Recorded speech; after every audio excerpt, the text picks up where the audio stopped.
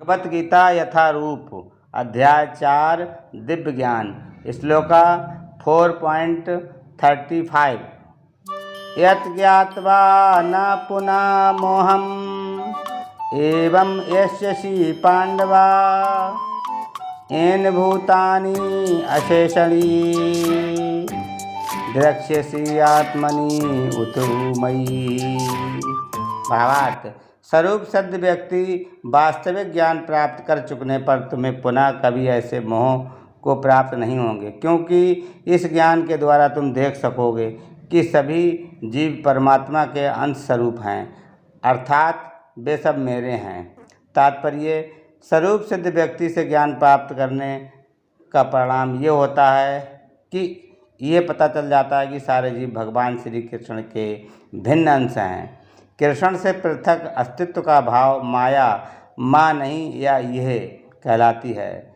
कुछ लोग सोचते हैं कि हमें कृष्ण से क्या लेना देना है, वे तो केवल महान ऐतिहासिक पुरुष हैं और परब्रह्मा तो निराकार है।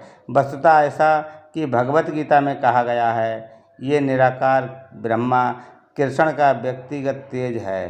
कृष्ण भगवान के रूप में प्रत्येक वस्तु के कारण हैं। ब्रह्मा संहिता में स्पष्ट कहा गया है कि कृष्ण श्री भगवान हैं और सभी कारणों के कारण हैं, यहाँ तक कि लाखों अवतार उनके विभिन्न विस्तार ही हैं। इसी प्रकार सारे जीव भी कृष्ण के अंश हैं।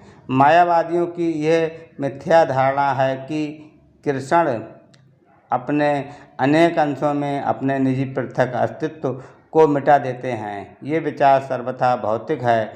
भौतिक जगत में हमारा अनुभव है कि यदि किसी वस्तु का विखंडन किया जाए तो उसका मूल स्वरूप नष्ट हो जाता है, किंतु मायावादी ये नहीं समझ पाते कि परम का अर्थ है कि एक और एक मिलकर एक ही होता है और एक में से एक घटाने पर भी एक बचता है। पर ब्रह्मा का यही स्वरूप है।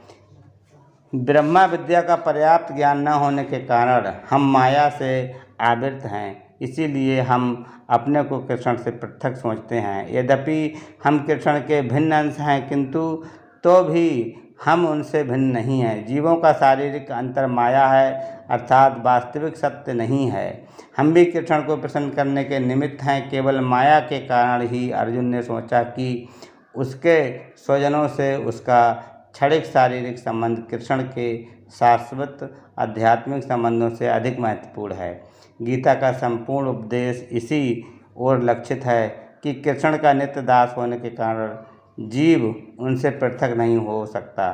कृष्ण ने से अपने को विलग मानना ही माया कहलाती है। परब्रह्मा के भिन्न अंश के रूप में जीवों को एक विशिष्ट उद्देश्य पूरा करना होता है। इस उद्देश्य को भुलाने के कारण ही वे अनादिकाल से मानव, पशु, देवता आदि देहों में स्थित हैं। ऐसे शारीरिक अंतर भगवान की दिव्य सेवा के विस्मरण से जनित हैं, किंतु जब कोई कृष्ण भावना अमृत के माध्यम से दिव्य सेवा में लग जाता है तो वह इस माया से तुरंत मुक्त हो जाता है। ऐसा ज्ञान केवल प्रामाणिक गुरु से ही प्राप्त हो सकता है और इस तरह वह इस भ्रम को दूर कर सकता है कि जीव कृष्ण के तुल्य है।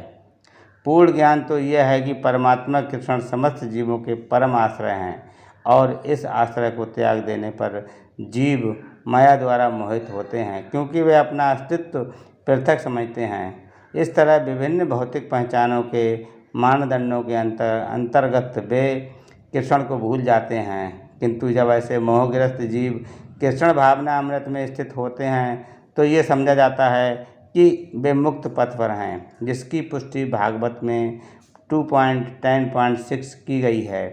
मुक्ति हित्वा अन्यथा रूपम स्वरूपेण व्यवस्थिति। मुक्ति का अर्थ है कृष्ण के नित्य दास रूप में कृष्ण भावना अमृत में अपनी स्वाभाविक स्थिति पर होना। हरे कृष्णा।